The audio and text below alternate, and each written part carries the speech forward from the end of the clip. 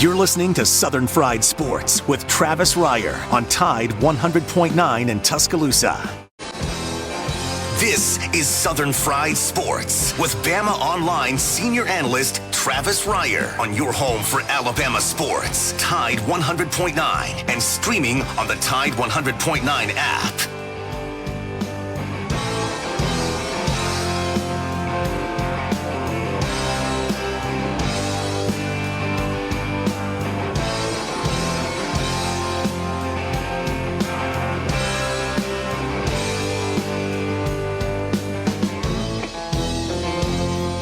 Make it through this year, I think I'm gonna put this bottle down. I guess as time goes on, I'll grow to miss it less than I will now. And I think I'm gonna tell her that I'm gonna go away for a while, till I can get this demon out. It is 11 a.m. on a Thursday morning. It is time once again for Southern Fried Sports on your home for University of Alabama Athletics, Tide 100.9 FM. Travis Reier, senior analyst for BamaOnline.com, part of the 247sports.com network, with you each and every weekday morning from 11 a.m. until noon. The show, as always, brought to you by Peterbrook Chocolatier out there at 1530 McFarland Boulevard North in the Indian Hills section of Tuscaloosa. Yesterday was Administrative Professionals Day across the globe. And so hopefully, if you were in West Central Alabama, you took care of those people that take care of you. And Peterbrook Chocolatier, certainly a great place to do that. Great place to pick up a treat. Chocolate treats, gelato, you name it. They got it ready for you at Peterbrook Chocolatier, 1530 McFarland Boulevard North.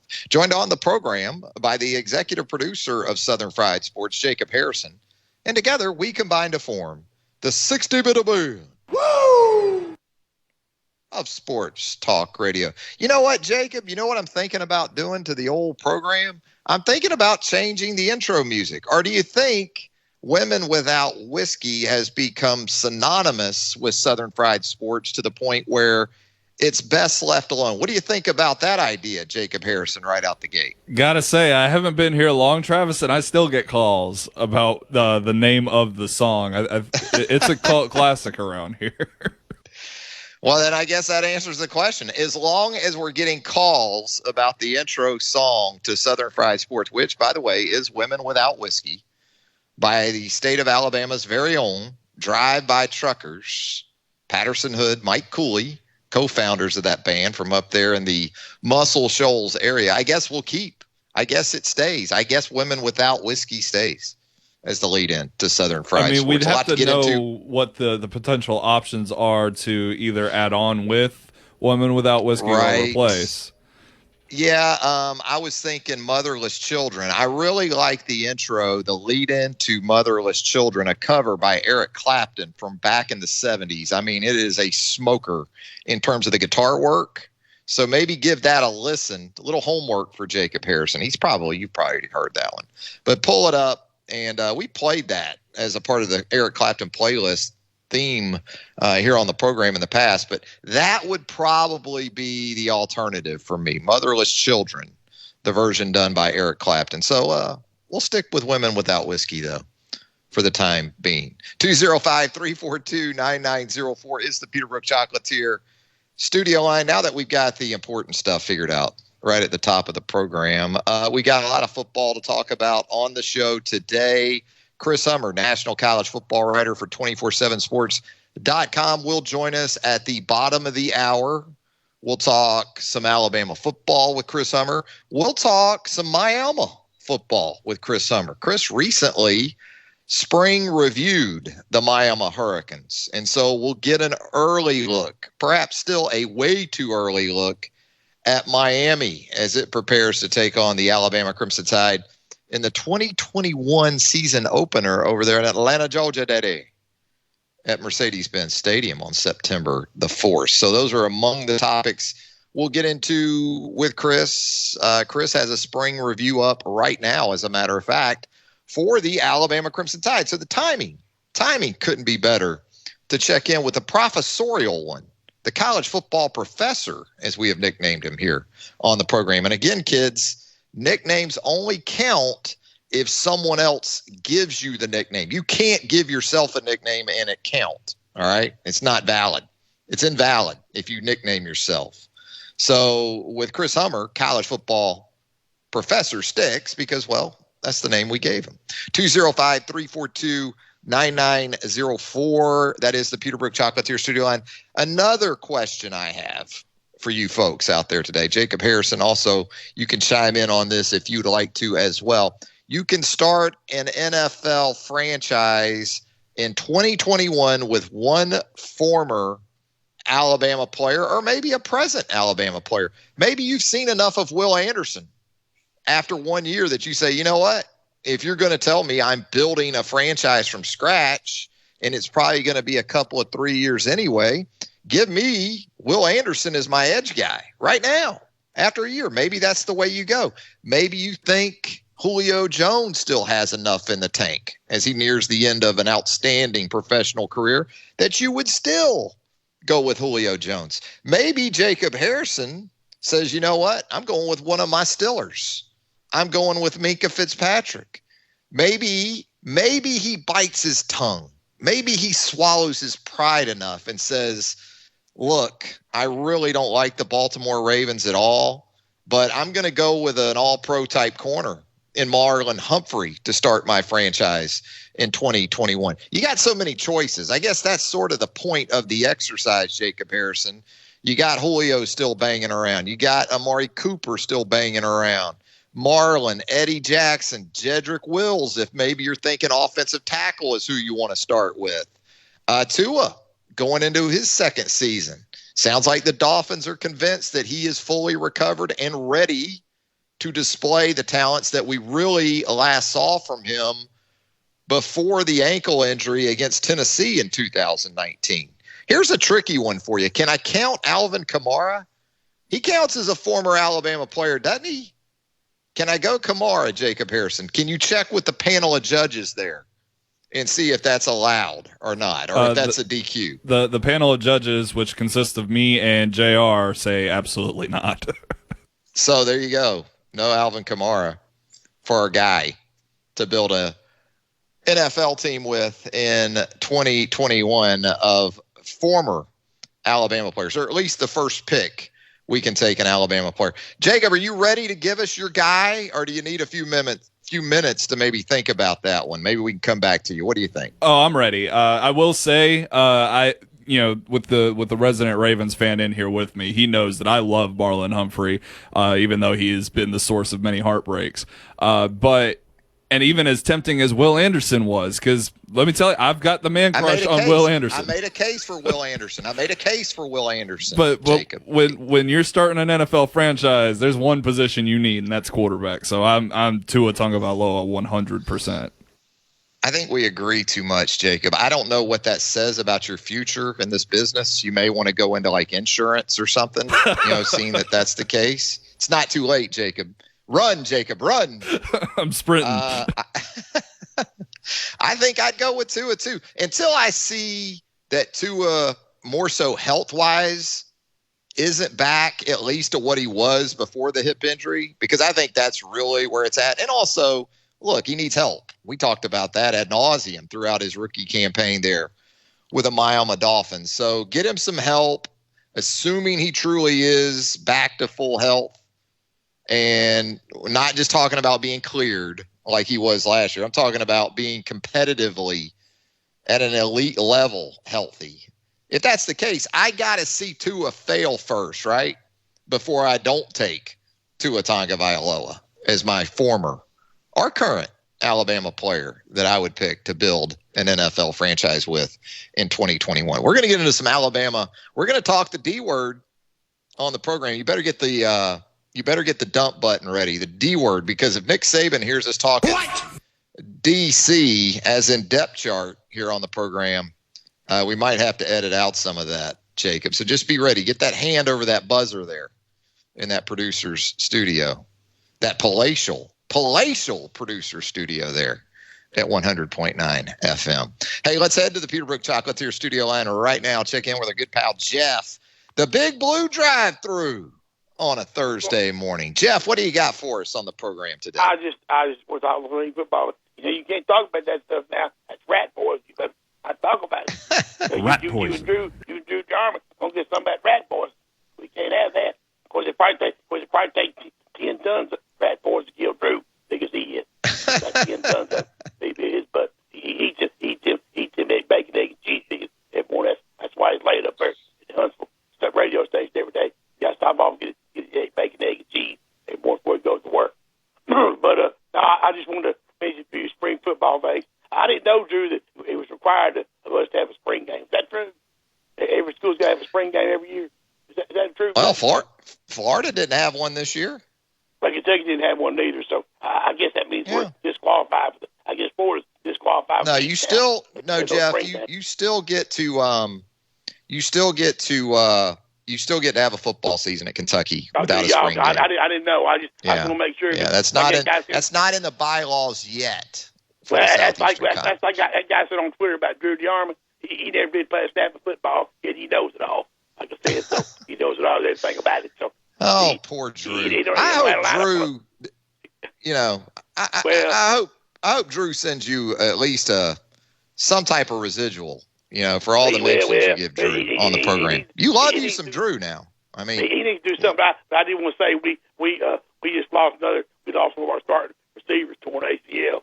I guess after spring practice or during spring he got hurt, and then we got one of our starting linebackers that they were this one weekend. It wasn't this last weekend, but they were scrimmaging one weekend and they were warming up. It's a non-contact injury. He's out for the year too. They said he might. Cleavon Thomas out with the ACL for Kentucky. Tore his ACL up. So it's kind of thin at the receiver position. Everything. But I did want to ask y'all another thing. I know y'all talking about spring football.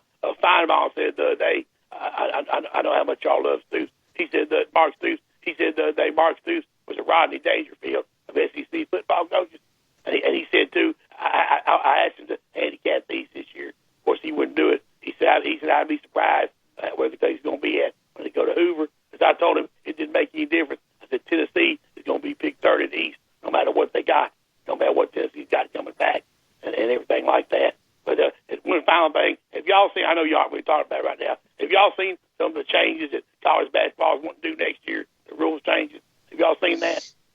I haven't seen them as much. Go ahead and hit us with a couple of them. One thing they want to do, they want to go to 6 fouls. Number one.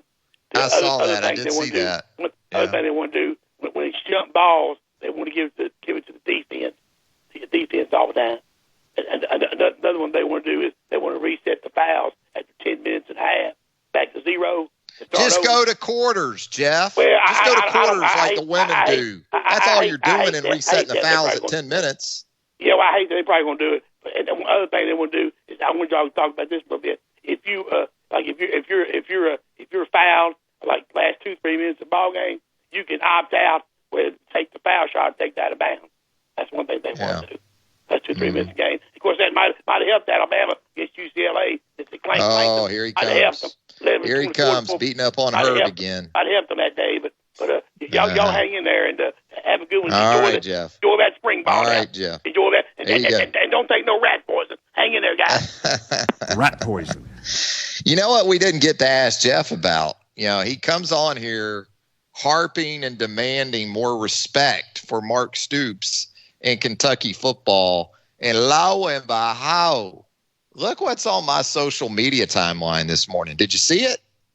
Did you happen to see Gator Bowl rings for Kentucky football? Come on, Jeff. Rings for winning the Gator Bowl? You're going to come on here screaming and hollering about respect? It's like I told you, Jeff, and I think you took umbrage with it when I said it a week or so ago. Mark Stoops is a good football coach. Also, Mark just needs to win 6, 7, 8 games a year, and he can stay at Kentucky until his career is expired. Gator Bowl rings. Wow. Gator Bowl rings. Let's head to a break. We come back. More of you at 205-342-9904 when Southern Fried Sports returns on a Thursday, presented by Peterbrook Chocolatier, right here on Tide 100.9 FM, right after this.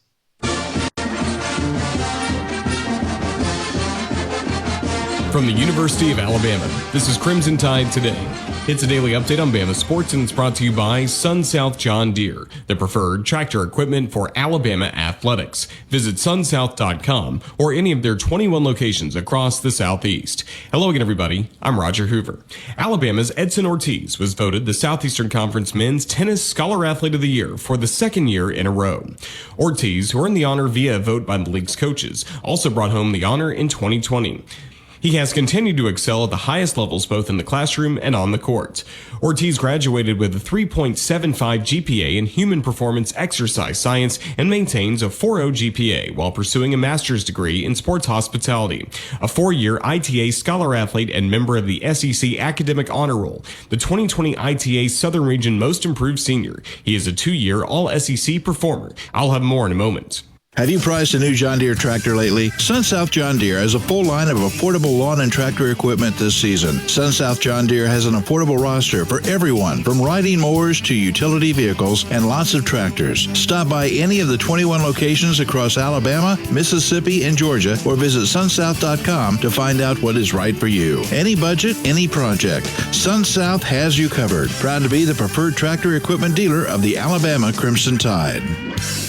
Join us Thursday afternoon for Crimson Drive on the CTSN Facebook page, streaming live at 2 p.m. Central. We'll have conversations with former Alabama quarterback and CTSN football analyst John Parker Wilson and his brother, baseball's Peyton Wilson, as well as women's basketball alum Jasmine Walker. That's Crimson Drive this afternoon at 2 p.m. Central on the CTSN Facebook page. And that's your Bama update. Crimson Tide Today brought to you by SunSouth John Deere. Crimson Tide Today is a production of the Crimson Tide Sport Lawyers. Tide 100.9 Tuscaloosa weather. Lots of sunshine this afternoon. Tuscaloosa's high 68. Tonight, not as cold as last night. Clear with a low at 46. Tomorrow, partially sunny, the high at 70. Saturday, cloudy with rain and strong thunderstorms likely. Rain can be heavy at times, the high 75. I'm James Spann on the ABC 3340 Weather Center on Tide 100.9. It's 60 degrees in Tuscaloosa. Tide 100.9. For more coverage of Alabama football, visit us at Tide100.9.com or download the free Tide 100.9 app. The Crimson Tide will not be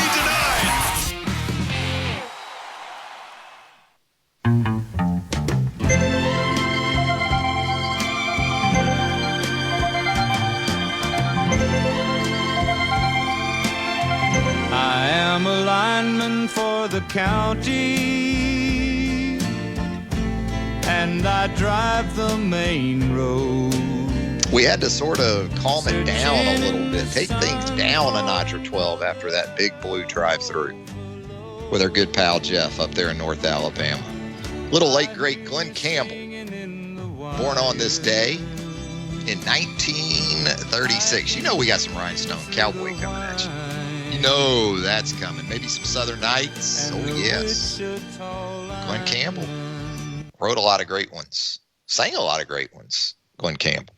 205-342-9904. That is the Peterbrook Chocolatier studio line. If you'd like to jump on board with us, we'd love to hear from you. JR offering a production assist to Jacob Harrison today. So basically what you got today on the program, when it comes to production expertise, it's like Nick Saban and Steve Sarkisian all over again between Jacob and JR. And I think JR has a pick for our one past or present Alabama player to build an NFL team with in 2021. And I want JR's offering right now, right this minute at 11:20 Central Time. I got you. No time to think. What I came up with was Najee Harris. I love his comparability to Le'Veon Bell. At least the best parts of Le'Veon Bell's career. I think he could have an extended version of that or even more.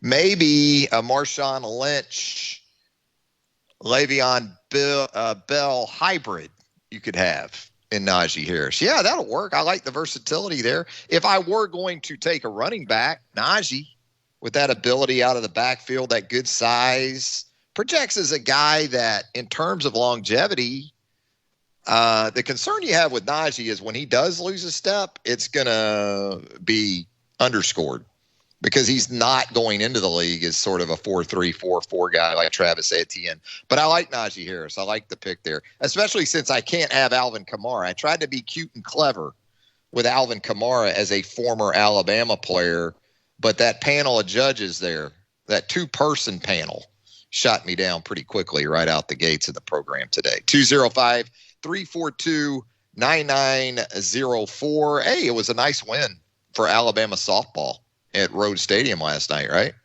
Get a W before continuing non-conference play into the weekend. Patrick Murphy's club now at 34-7, 6-3 winners over the visitors from Hattiesburg, USM in town last night at the Rhodes House. Good to see some production from some reserves and or the bottom of the order. Maddie Morgan came through last night for you. You got some good stuff out to Abby Dorr off the bench last night with some production in the lineup.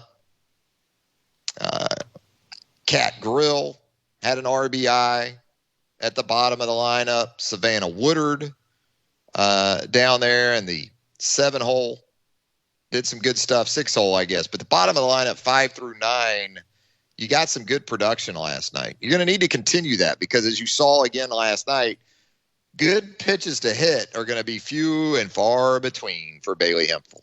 2 more walks last night. Kaylee Tao with a nice night, 2 for 4, a couple of runs scored. So Alabama softball looking forward to hosting Louisiana. Again, don't call them Louisiana Lafayette. People down there don't like that real good. But Louisiana in town for a couple of games this weekend on Saturday and Sunday. 205-342-9904. Hey, we promised to maybe touch on the D word, the DC word, depth chart words on the program because you're seeing a lot of that on your social media timelines following spring drills at the capstone. And kind of difficult on the offensive side of the ball because you're still going to have some competitions that you anticipate going into fall camp with an emphasis more so on wide receiver from a rotation perspective. Yes, you expect John Mechie to be right there at the top of that. Slade Bolden, you expect to be right there in the slot, can also play some other spots. That helps him at wide receiver. But Javon Baker, Trayshawn Holden, Ajay Hall, Xavier Williams, how that shakes out, more so probably 3 through 5 is what you're going to have your eyes on. And then that offensive line. Sure, you expect Evan Neal to be your starter at left tackle, Chris Owens your starter at center, envisioning Emil Ekiyor back at right guard.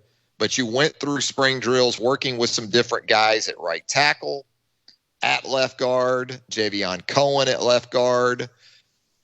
You got some security there, a sense of comfort in knowing Kendall Randolph if it comes down to it, and you're not quite ready to go big picture at right tackle entirely with one of those young guys and say Tommy Brockermeyer or J.C. Latham.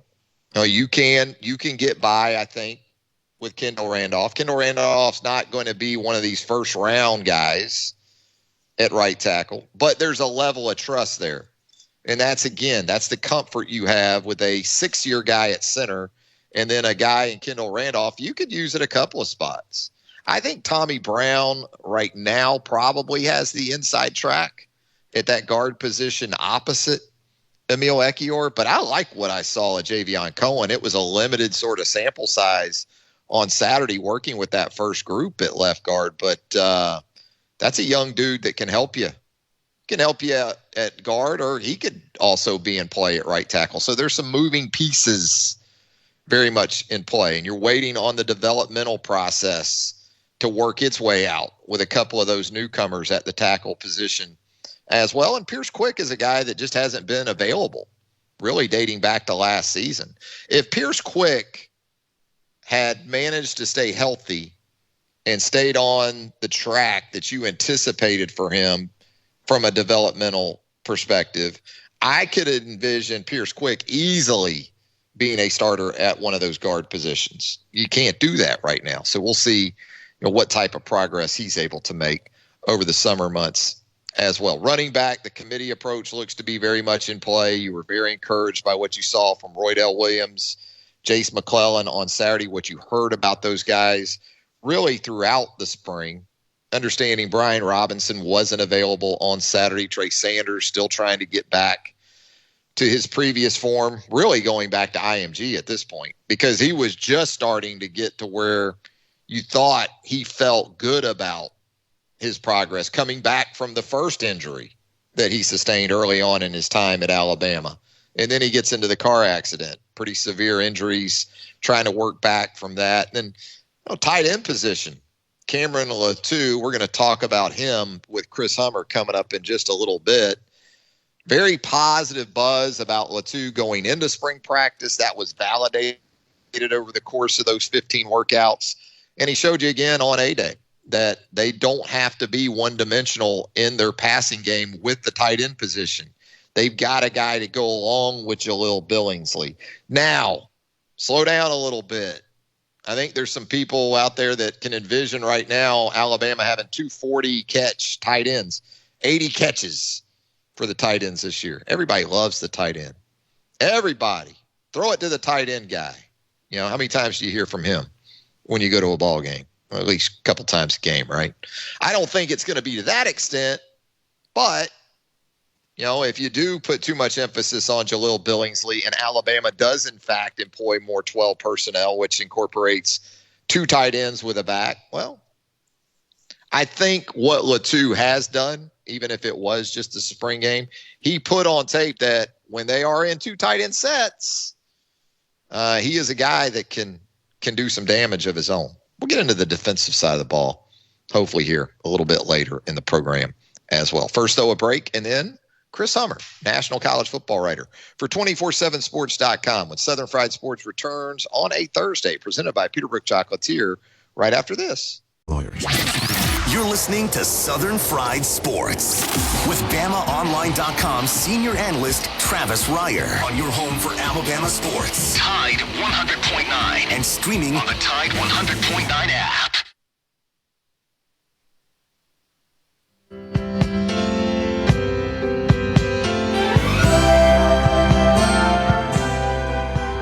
I've been walking these streets so long, singing the same old song.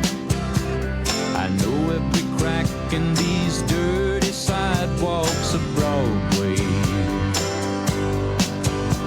where hustle's the name of the game, and nice guys get washed away like the snow and the rain.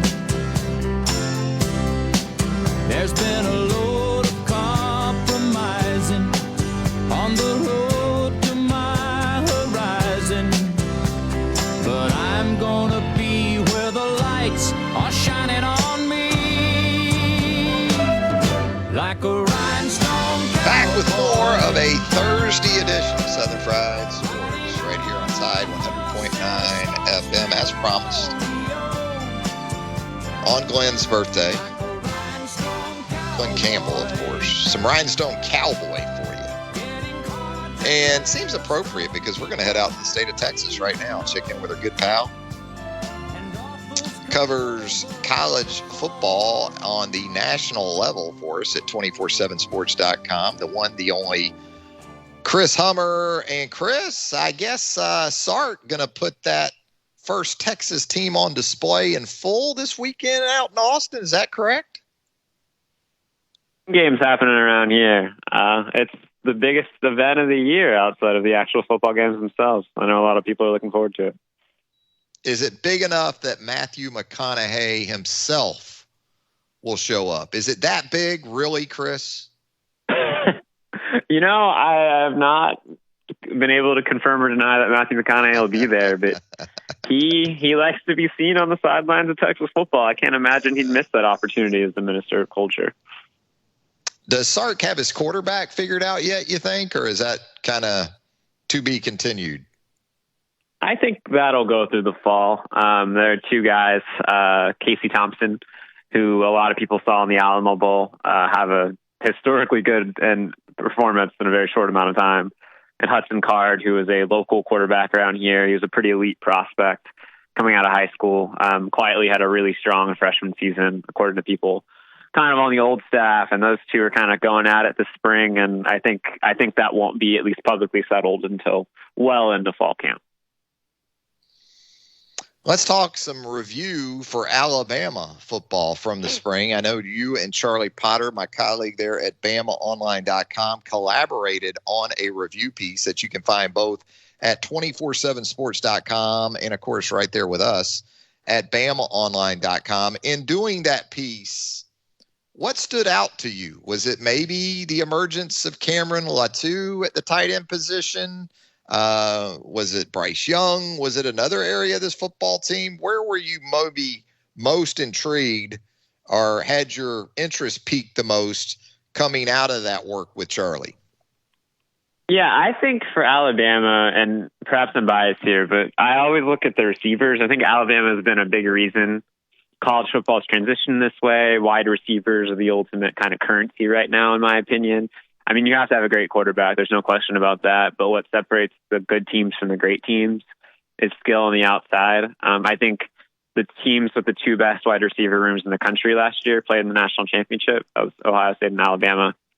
You also had Clemson there with a great wide receiver room itself. But I think Ohio State and Alabama were at the forefront of that. I think Alabama won because it had much better quarterback play. Ohio State needs to figure that out this offseason, but that's a different story. And while Alabama seems to reload at that position every year, they've lost 4 first-round picks, essentially, in the last 2 years. And what Alabama can put around John Mechie, who missed all of spring ball, I think is the most fascinating story, not only for Alabama, but it's one of the most fascinating stories in the country. Speaking of receivers, I know you recently produced a piece very recently on the slot receiver position and its emergence in college football. Chris, is this more the trickle-down effect maybe from the NFL? Or, I mean, we've seen the college game impact the NFL offensively here in recent years in some ways too. Or is it simply a matter of maybe offensive coaches figuring out, you know what, if we move our number one guy inside at least occasionally, we can get him matched up on a third corner or a safety in that nickel package. Where did this kind of start and why did it become as popular as it's become? Yeah, I think it's happening for a number of reasons, and it's been happening more and more year over year. And I think Devontae Smith's a great example of that. He wasn't a slot receiver for Alabama last year, but he did line up in the slot, I think, like 36% of the time. And he was more effective by a pretty significant degree than anywhere else in the field last year.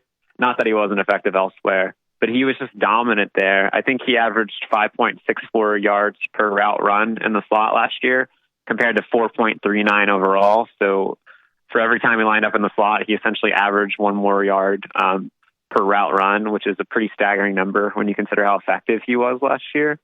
And we're seeing that everywhere. As you said, like, there are just mismatches created all over the field. I talked to Treylon Burks from Arkansas, who I think when we talk about the NFL draft next year will be in consideration as a first-round pick. He's exclusively a slot receiver. He's also 6'3", 225 pounds. So he's not really what you think of a traditional slot receiver. But the definition of that kind of role has changed. It's no longer the Wes Welker type. A lot of times, especially in this RPO era, teams are looking for kind of a bigger body that can kind of flash in tighter windows for quarterbacks as they're making those quicker throws or their reads and kind of zone coverages. Plus, like, as you said, there are just mismatches to be found. Kyle Pitts and Devontae Smith were the two best receivers in college football last year, regardless of position.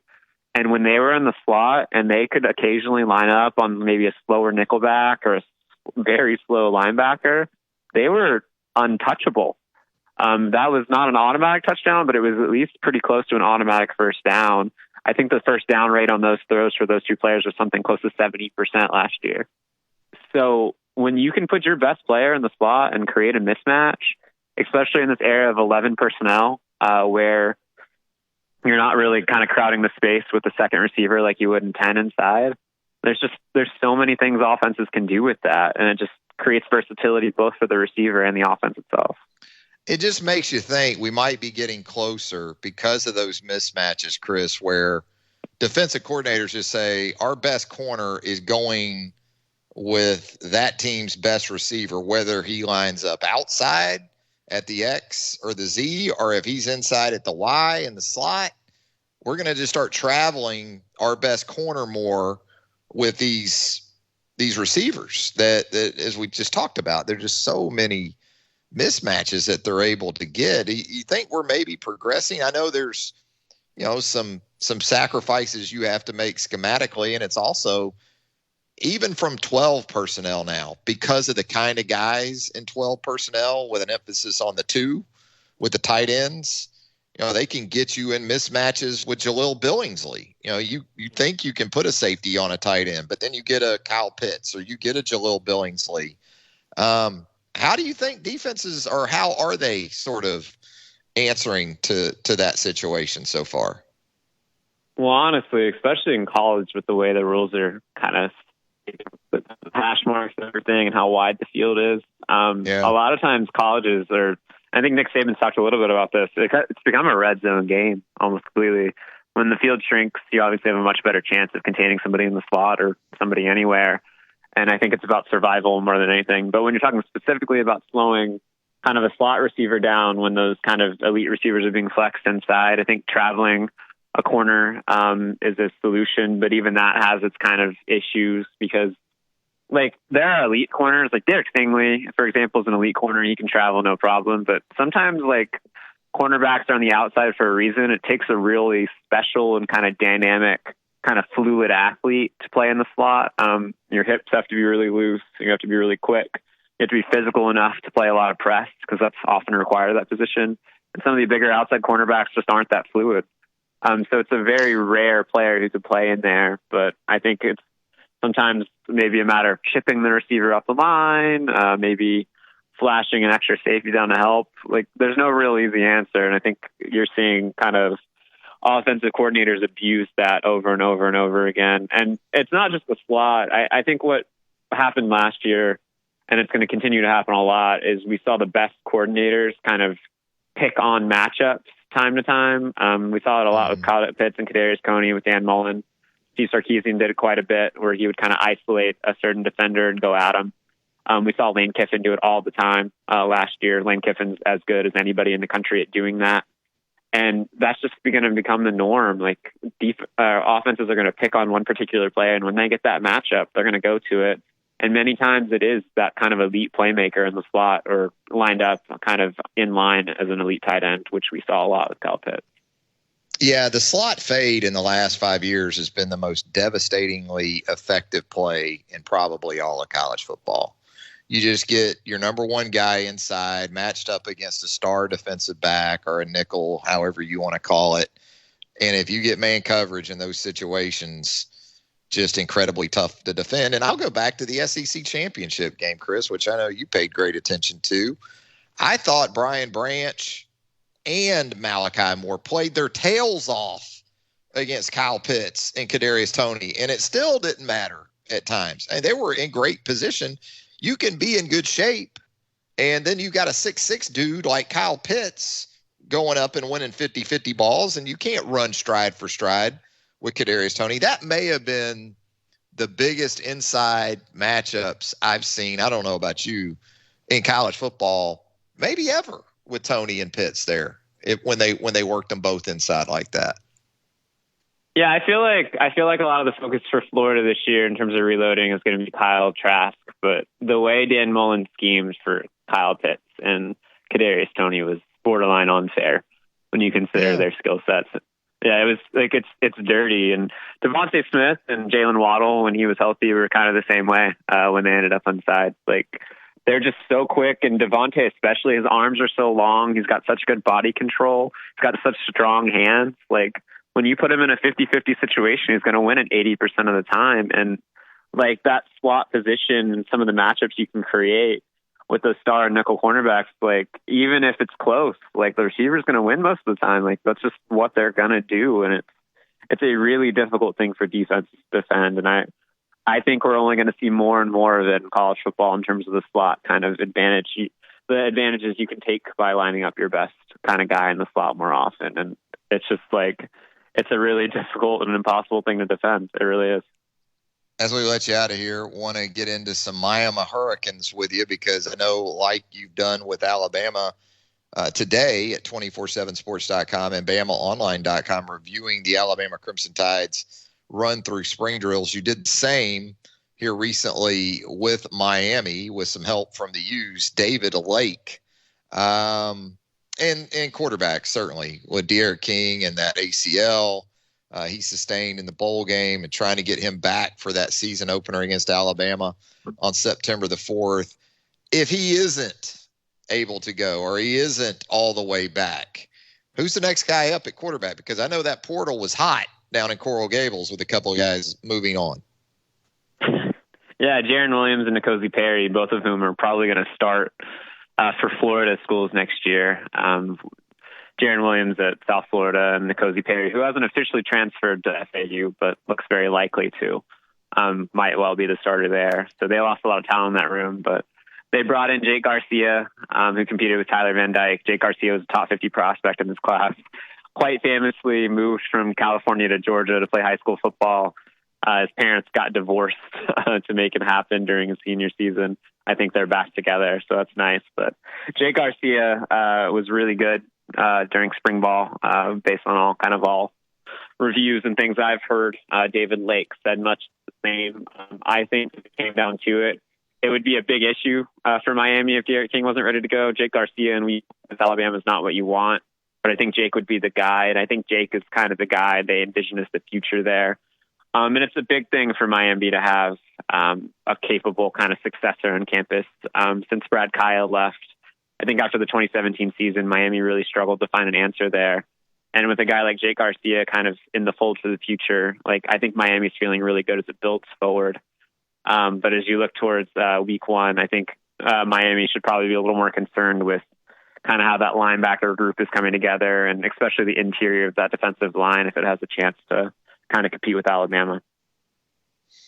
And a breakout player for Miami that you have here, a former Oklahoma Sooner, who actually back in 2018 in that Orange Bowl matchup against the Crimson Tide had a pretty solid showing against Alabama. 3 catches, 74 yards, and a touchdown. Sounds like Charleston Rambo is checking in down there and will be expected to deliver at least on par with what a number one would provide, if he isn't even, a clear-cut number one in that rotation. Yeah, it's crazy for how good D'Eriq King was last year, and he was brilliant. Like, he was everything as advertised. He was exactly what Miami needed. Like, he didn't get a lot of help outside of kind of Mark Harley, who was their slot receiver, and Brevin Jordan, who was not really healthy a lot last year, their kind of star tight end. Like, their receivers were close to the national lead in drops. Like, they were ineffective. Like, a lot of the elite recruits and kind of live up to that profile. So Miami going out and adding Charleston Rambo, I think is a really underrated offseason move. He gives D'Eriq King kind of a second option next to Mike Harley as a go-to threat on the outside. And Charleston Rambo, who kind of like had a home season for Oklahoma last year. It was kind of weird to see. Marvin Mims really kind of broke out as the star as a wide receiver there. We kind of thought Charleston would be the next guy up after CeeDee Lamb left. But I think a change of scenery for Charleston Rambo is going to be really good. And he is exactly what Miami needed, kind of a second dynamic threat for D'Eriq King to deliver the ball to. And if he can kind of live up to his kind of spring expectations, Miami's going to be really dangerous offensively.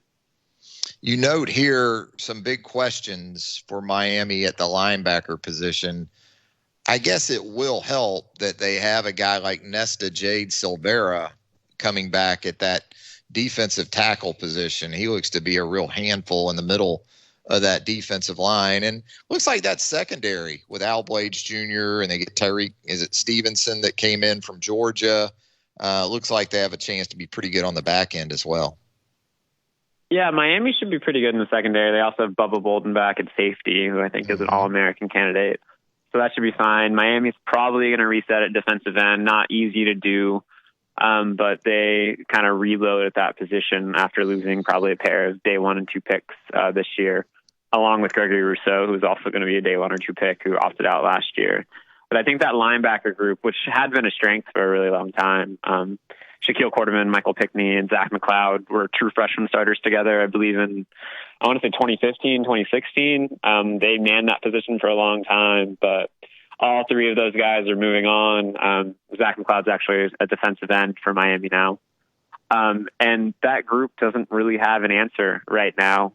Corey Flagg, who's a freshman from Texas, North Shore guy, was on the same high school team as Zach Evans, which I think a lot of Alabama fans probably remember, at least during that saga. He's probably going to be their middle linebacker. He was okay last year, but they don't have a lot of proven answers at that position right now. And I know you mentioned Nesta Silvera, but defensively on the interior, I think Miami would also like to get a little bit better inside. It was a little inconsistent last year at times. So unless those positions Miami really needs those two positions to kind of take a step forward if it hopes to kind of accomplish its goals next year, which are going to be going through both Alabama and Clemson at points in the schedule, which is as difficult as it gets. Tennessee transfer DeAndre Johnson coming in as a edge option for the Hurricanes via the transfer portal as well. Manny Diaz, he's not an opponent of that transfer portal. He'll get in there like Dan Mullen, that type of prolificacy. So we'll see how that goes for Miami as well. Hey, Chris, as always, we appreciate the time, my man. Always great stuff there at 247sports.com. Again, spring review for the Alabama Crimson Tide is up right now, thanks to Chris Hummer at 247sports.com. We also have it at BamaOnline.com as well. Thanks, Chris. Yeah, thanks so much. There he goes, Chris Hummer. If you haven't already, give him a follow on Twitter at Chris_Hummer, HUMMER. Back with more of a Thursday edition of Southern Fried Sports right here on Tide 100.9 FM right after this. Tide 100.9 Tuscaloosa weather. Lots of sunshine this afternoon. Tuscaloosa's high 68. Tonight, not as cold as last night. Clear with a low at 46. Tomorrow, partially sunny, the high at 70.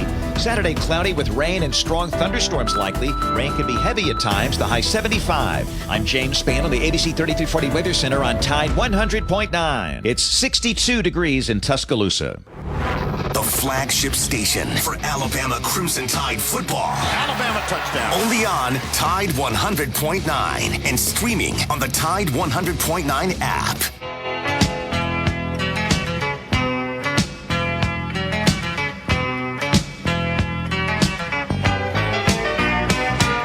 Southern nights.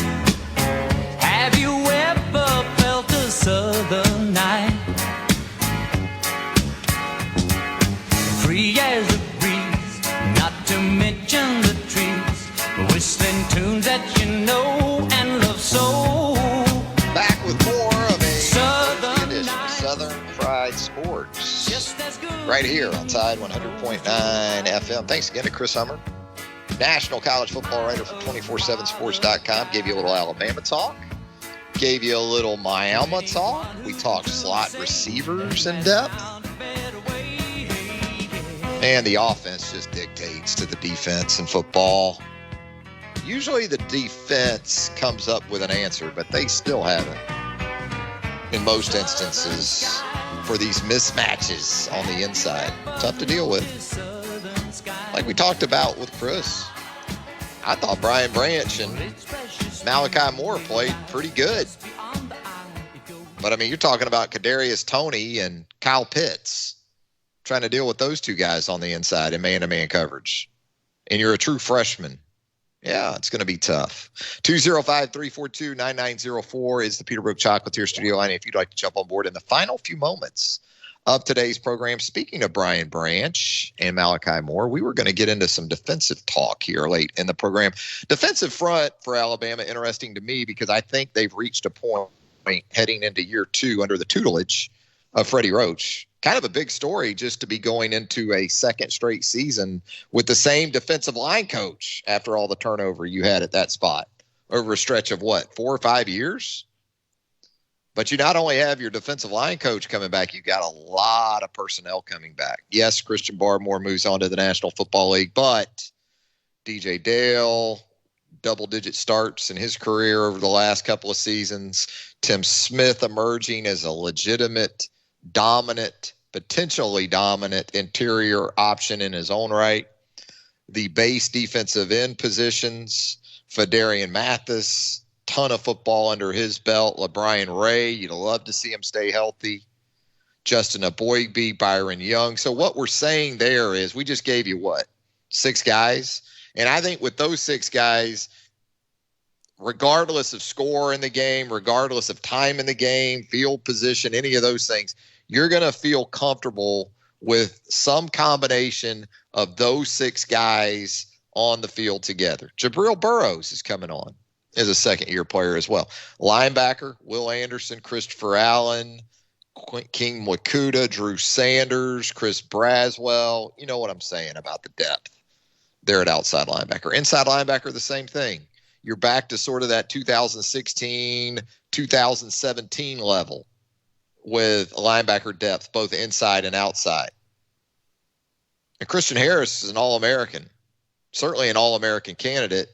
And with the way Jalen Moody performed on Saturday in the spring game, you know, you didn't feel like you missed a whole lot. Deontay Lawson, you didn't feel like you missed a whole lot with the way the true freshman performed there with the first-team defense. But Shane Lee's going to be back. Demoy Kennedy coming along at Mike. Our weak side probably more with Demoy. Jackson Bratton, another guy for the future. You're bringing in Kendrick Blackshire from the high school ranks. You got Dallas Turner, a 5-star, coming in on the outside. So, yeah, that front 7, I think you feel pretty good about it. We went in depth yesterday with the corners, kind of how we thought that might play out opposite Josh Jobe. Jacob and I in agreement. Again, that's scary for Jacob's career path when that happens too much. But Jalen Armour-Davis kind of looking like the guy right now opposite Josh Jobe, but that competition's going to continue to go on as well. Safety, Jordan Battle, DeMarco Ellams, really emerging. You might have a top 3 safety tandem in all of college football when it's all said and done between Ellams and Battle and your sub-package guys, Battle and Branch. You're in great shape. Good shape on the defensive side of the ball. Roster wide, really. Got to sort out some things on that offensive line, get that figured out, get that wide receiver rotation figured out a little bit. That's going to do it for a Thursday edition of Southern Fried Sports. The lunch whistle today, Heat Pizza Bar, downtown Tuscaloosa at Government Plaza. It is ladies' night, and the feeling is always right at Heat Pizza Bar, downtown Tuscaloosa at Government Plaza. Frank and the crew down there do an outstanding job. Very best pizza you'll put in your mouth anywhere, Heat Pizza Bar. Until 11 a.m. on Friday. Have a great rest of your Thursday, everybody. Southern